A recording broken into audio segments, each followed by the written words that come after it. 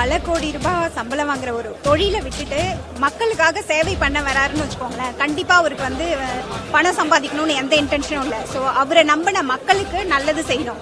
தமிழ்நாட்டுக்கு கண்டிப்பா அவரால் மட்டும்தான் ஒரு நல்ல எதிர்காலம். ஒரு பொன்னான ஆட்சினா அது எங்க தளபதியோட ஆட்சி தான். அதுல எந்த சந்தேகமும் கிடையாது. கண்டிப்பா தளபதி வந்து 26ல ஆட்சி அமைப்பாரு. எங்களோட ஆட்சி அந்த அளவுக்கு சிறப்பா இருக்கும். சார், தளபதிக்காக இத்தனை பேர் இங்க கூடி இருக்காங்கன்னு நினைக்கும் போது ரொம்ப சந்தோஷமா இருக்கு. அதுவும் இந்த மாநாடு வந்து மிக சிறப்பா அமையணுன்றதுக்காக இத்தனை பேர் எல்லா கோயில்ல இருந்தும் ப்ரே பண்ணி எல்லா அபிஷேக நீரும் கொண்டு வந்திருக்காங்க. ஸோ இது வந்து தளபதியோட முதல் வெற்றியா நாங்க பாக்குறோம். ஸோ இந்த மாநாடு மிக சிறப்பா நடக்கணும்ன்றது தான் எங்களோட பிரார்த்தனை. கண்டிப்பா இது ஒரு நல்ல வெற்றி மாநாடா அமையும்னு சொல்லிட்டு நாங்க கடவுளை வேண்டிக்கிறோம். கண்டிப்பா இது வெற்றி மாநாடா அமையும். எந்தெந்த கோயில்ல இருந்து கலசங்கள் வந்து சார், காசில இருந்து தீர்த்தம் கொண்டு வந்திருக்கோம். அப்புறம் இரும்பு ஈஸ்வரன் கோயில், அது வந்து 1400 வருஷம் பழமையான கோயில். அந்த கோயில அபிஷேகம் சிவனுக்கு பண்ணி அம்மனுக்கு அபிஷேகம் பண்ணி எல்லா நீருமே இங்க கொண்டு வந்திருக்கோம். முதல் 5 ஆலயத்துல இருந்து எடுத்திருக்கோம்.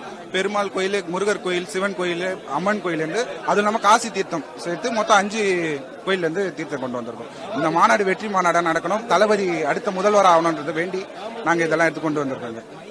நாங்க விழுப்புரம் மாவட்டம் வானூர் ஒன்றியம் ஆரோவில்ல இருந்து வரோம். நாங்க தளபதிக்காக வேண்டி இந்த தீர்த்தம் எல்லாத்தையும் எடுத்துக்கிட்டு இந்த மாநாடு வெற்றி பண்ணா 2026ல முதலமைச்சரா தளபதி உட்காரணுன்றதுக்காக நாங்க வேண்டி இதுக்கு எல்லாத்தையும் கொண்டு வந்திருக்கோம். பந்தக்கால் நடந்துட்டு எந்த ஒரு கட்சி இப்படி நடத்துனதில்லை. இந்த டிவிக்கு தமிழக வெற்றிக்காக தான் முதல் முறையாக இது பண்ணுது. அது சீரம் சிற்பமாக இந்த மாநாடு நடக்க நாங்க திருவள்ளூர் சார்பா இந்த வீரராக பெருமாள் சன்னதியில இதை வச்சு ஒரு வாரம் யோகம் வளர்த்து இது எத்தனை வந்து இங்க நாங்க இது பண்ணிக்கிறோம்.